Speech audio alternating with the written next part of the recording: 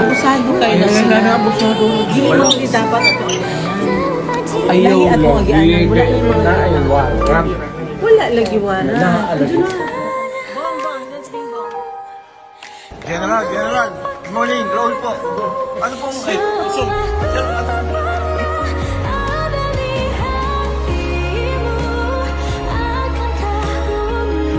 What is the law and what is the crime that I committed? So you have to answer now for deprivation of liberty. Alam niyo ba na hindi man lang siya na-serve kung anong kaso sinacharge sa kanya ngayon? Hindi niya alam. Sumusunod tayo sa isang entity na hindi na tayo member. Nag-withdraw na tayo.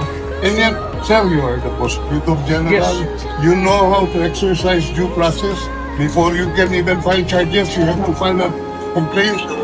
We have to file a counter affidavit without doing those procedural process. Here we are, being issued a warrant of arrest, questionable warrant of arrest. Ano naman po, sir?